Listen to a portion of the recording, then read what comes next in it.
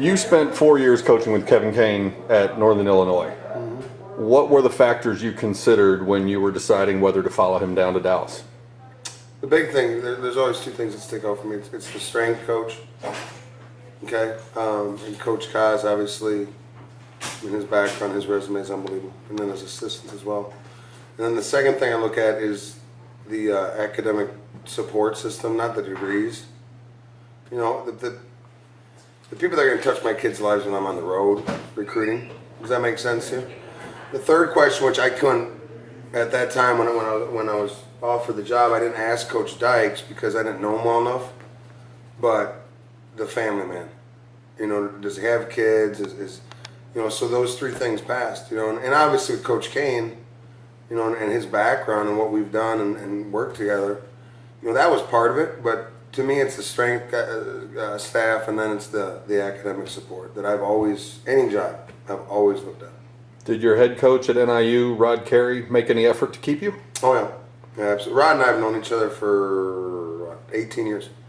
I mean, Rod was in my wedding. Rod's a godparent to one of my kids. I mean, that wasn't easy. I mean, and Rod got it and understood it, but, you know, you had all three kids there in Illinois. I mean, you know, so, but, you know, with the background of Coach Dykes and then those other two things that I look at, I mean, to me then it was kind of a no-brainer to come down. So how much did Coach Kane sell you on Dallas and SMU, where he hadn't been very long, or was it simply we've worked together, we're friends, we work well together, come on with me, and was it a fairly short sales pitch on his part? Yeah, I mean, you know, the big thing that sticks out with Coach Kane when he offered it to me is like, you know, would love to have you down, you know, and the thing about our guys on defense, you know, someone asked me this the other day, is they're going to play hard for Coach Kane. You know, and that's what they did at Northern as well. You know, and he's easy to work for. I mean, he involves you. He asks for your input, and he lets you coach. You know, stuff like that. So those are probably the things that I looked at. I mean, you have to understand, I'm moving my whole family just like Coach Kane's moving his whole family. It's not like I'm single, so it played a little bit with Coach Kane somewhat, but then you also had to talk to my wife. You know, and say, okay, are you ready? Because, you know, she is from Wisconsin, and we were, you know, 3 hours away from Wisconsin. So, you know, that would probably be the bigger thing, is if my wife was okay with it. So what was your wife's reaction when you first presented the idea of Dallas, Texas? Well, she was fired up. I mean, I got two cousins that have been here for, I think, 20 plus years. And she knows them. You know, so she was always going to have a connection there. And then obviously Teresa Kane, you know, Kevin's wife, she knew very well. So that was always helpful. But she's always been open to it. She understands it, the profession, you know, the coaching profession. The funny thing is you know, my 4-year-old didn't want to move because he didn't think his toys were coming. You know, so we had to explain to him that his toys were actually going to make the trip with it, and then he was fine, you know, with it. But that was kind of the funny part of it. You inherit a defensive line that lost 5 seniors off of last year's group. Did that factor into your decision at all? Did that cause you any hesitation? No, I'll be honest with you. The thing I looked at when I started looking at the roster was, okay, where are these kids coming from? Because it's Texas. You know, to me, and listen, I'm brand new now, I wouldn't think you go very far to recruit. That would just be my guess. And that reassured me when I looked at it that, you know, you do a circle, like in a lot of other schools I've been at, you circle it, you know, whatever, 3-hour radius, right? Here you don't even really need that, to be honest with you. I mean, Houston's about 3, but, you know, San Antonio, but that's what excited me. You know, you can stay in state and get a kid to play for his home state. That means a lot. To me, it does. If I was a kid, to play for your home state, I mean, that was huge. And I told my wife that. I said, I won't be going very far to recruit. I promise you that.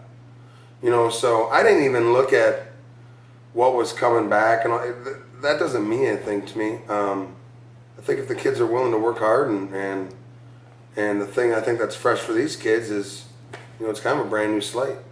You know, and they got a new scheme coming in, and see if they like it. You know, but I never looked at it and said, man, I'm not taking that job. I mean, we were young up north, you know, and I never left that job because we were young, you know. So the funny thing is, you mentioned, I didn't even know that. When I got to Northern, after my first year, we graduated 6 seniors.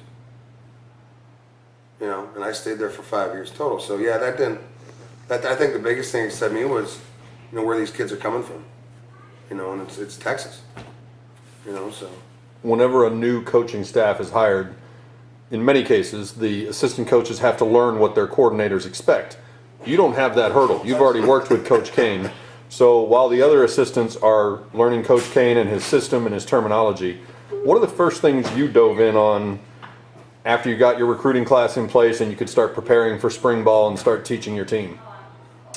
Well, I think, you know, the big thing was obviously the personnel and what we had.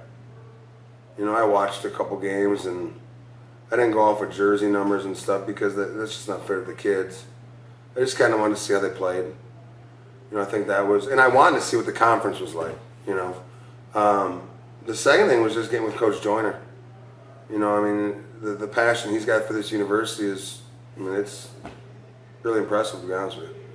And got with him and make sure we're on the same terminology, you know, because he was at a really good spot with one of the D-line coaches that's considered the best in the nation.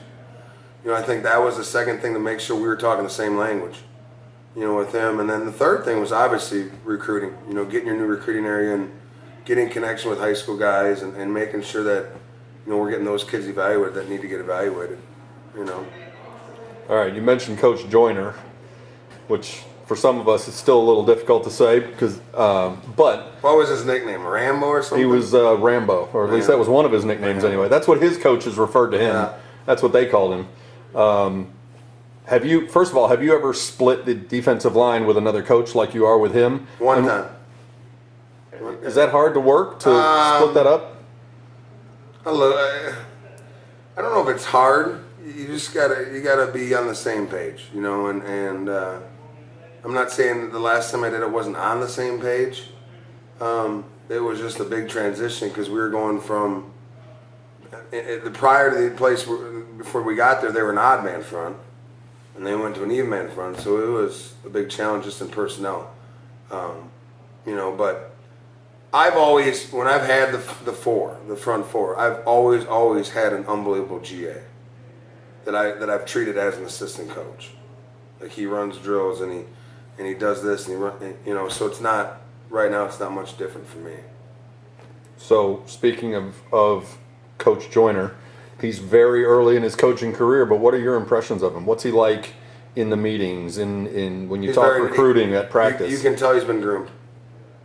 You know, and he's very knowledgeable, and you know that goes back to, you know, I don't know who was all with him, you know, when he was at Hawaii, and then obviously as a student assistant here, and then Ohio State, but he's groomed very well, you know, and he speaks with enough volume that he's confident and he knows what he's talking about. And the other thing that probably the biggest thing I get from Coach Joyner is the passion for the university, right?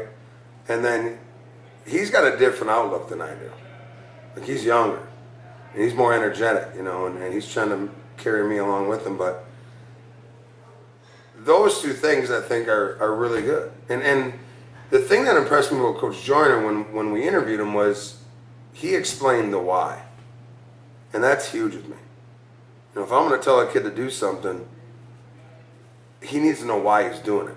And that's what Coach Joyner hit over and over and over in his interview with me. And that is huge. I mean, that's probably the biggest thing that I preach, you know. So, but Coach Joyner's the energetic guy. I don't have to be the jump around guy. Your most famous player is the newest Los Angeles Ram, Ndamukong Suh. Played for you at Nebraska, won a whole bunch of awards, All-American.